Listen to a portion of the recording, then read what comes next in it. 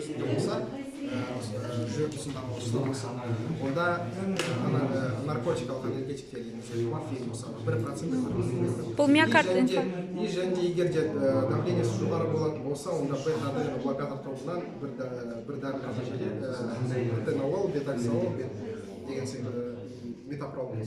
Стенокардия кезінде біз дәрілер препараттар әсер етпейді. Неге себебі ол ауру ұзақтығы екеуінің айырмашылығын айтып сол себептен стенокардия кезінде біз дәрілер ол көмектеспейді. Ол кезде біз арнайы тоқтаңыз, стенокардияның симптомдары, жүректі күйген сияқты ауырады. Және ол сол жақ лопаткаға, қолға беріледі. Ең болады, тершеңдік болады.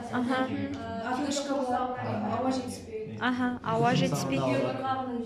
Не істегенде ауырады? Күш, физически. 15 минут ауру ұзақтығы бар. Әлсіздік.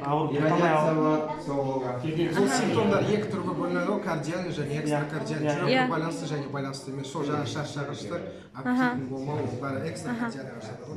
Именно жүректің тұсындағы ұрысын ол ангиноз, ол кардиальный. Дұрыс па? Иә, дұрыс. Енді екінші топ, екінші сұрақтар. Екінші топ қатты оқыңызшы. Коронарлық жеткіліксіздікті қалай анықтауға болады? Аспаптық және лабораториялық. Зерттеулер.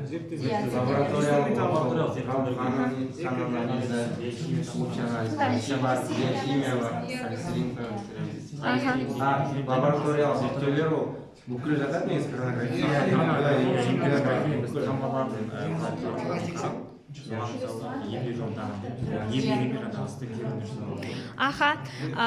Біз қазір көріп тұрмыз, Көкшетау медициналық университетінің біз екінші курс студенттерінің білім деңгейлері. Я так думаю, это өте жақсы жауап берді. Давайте, тағы. Енді үшінші сұрақтар. Оқыңыз қатты. Қандай факторлар абсолютті коронарлық жеткіліксіздікті тудыруы мүмкін? Жалпы біз білеміз, коронарлық жеткіліксіздік ол белгілі бір ауру түр, нозология ретінде қарастырылмайды. Ол белгілі бір аурудың ішіндегі себептері болуы мүмкін. Біз жіті коронарлы синдром деп атағанмен біз оның қандай ауру екенін ішіндегі сол коронарлық арнайы бір аппараттардан өткен екен ғана білеміз. Сол стенокардия болуы мүмкін, тағы да басқа болуы мүмкін. Бана айтты, біздің топ айтқандай стенокардияның негізгі себептері алғаш осындай кез келген жүрек ауырсыну себептері болған кезде біз оны баламалы түрде тағайындаймыз жіті коронарлы синдром деп. Дұрыс. Екінші топ, үшінші сұрақтар. Тоқтаңыз, сұрақты қатты оқыңыз. Екінші жүрек соғысы кезінде өкпе ісінуі пайда болады. Өкпеге физический нагрузка түседі, ентікпе пайда болады, өкпеге су жиналады. Дұрыс па? Дұрыс, молодец. Сол кезде қан тамырларының ішіндегі сұйық сыртқа шығады, сол себепті өкпеде ісіну пайда болады. Иә, дұрыс. Ендігі сұрақ. Енді екінші ойын жылдам деген ойын осы жерде суретін құрап, бұның жалпы не екенін айтып беру.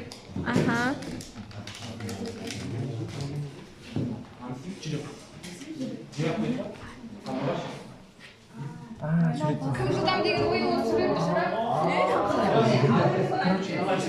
Кім жылдам? Давайте немен. Жүрек анатомиясын құрастыру керек, я? Екі топ.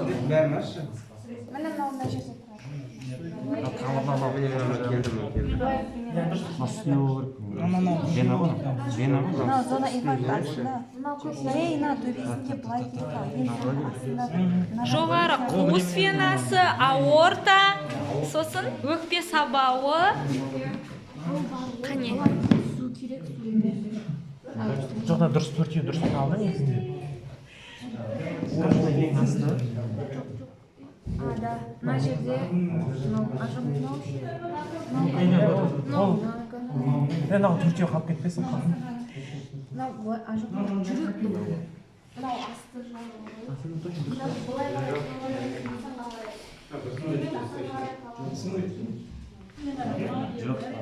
біздің болашақ дәрігеріміз бүгін ұйымдастырып келді.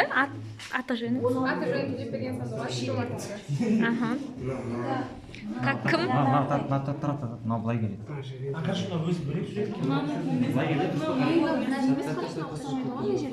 Таңдауышында екі сурет бар.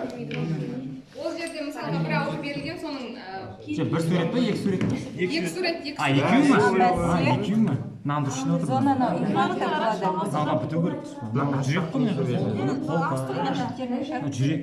Мынау Бірінші біреуін жинап алайықшы.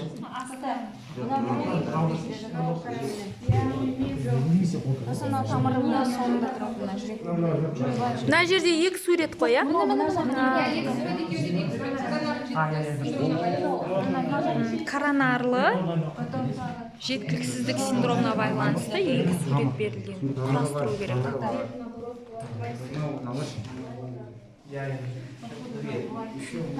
Бізге біреуін аз берді ма бірдеңе?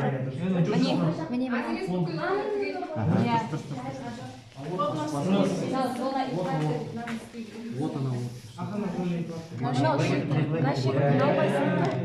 Подожди, много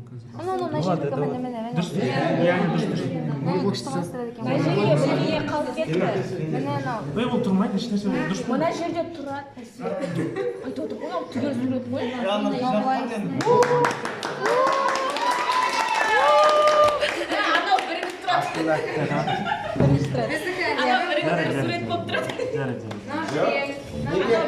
Молодец.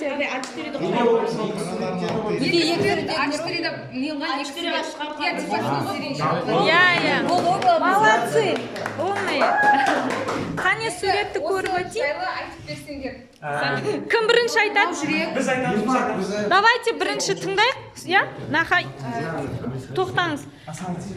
Кім айтады? Жүректің тамырларына холестерин Короналық жетіспеушіліктің мынау бізде короналық артериялардың бізде липидтік дистрофиясы тұрған болатынбыз. Мынау бізде холестериновый бляшкалар болып келетін болады. Осылардың әсерінен бізде коронарлық артериялық қан тамырларының спазмының әсерінен бізде симптоматика пайда болады, жүрек тұсындағы ауырсыну.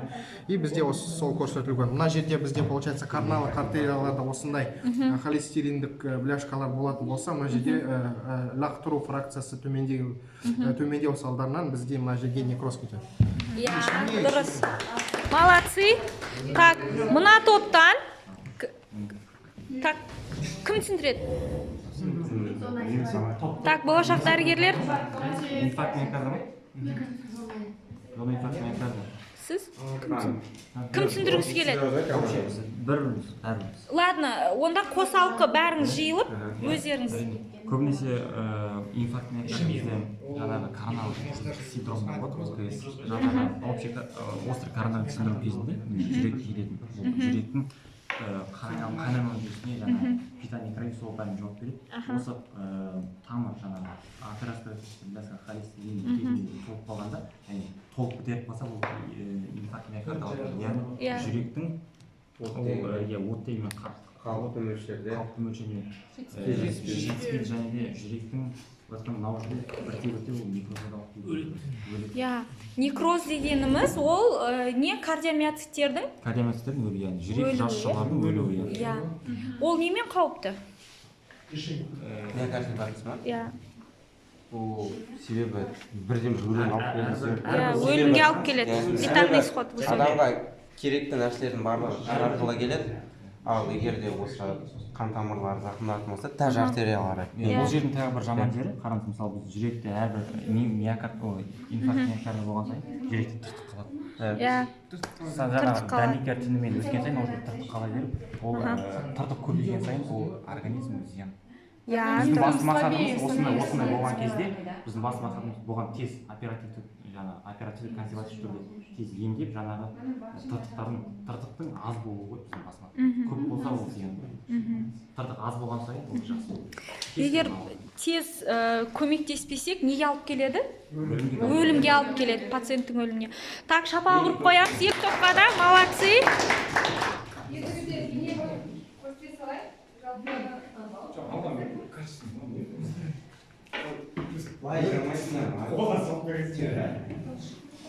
Так.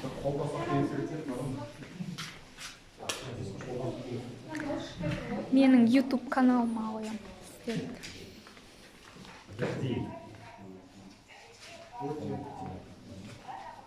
соңында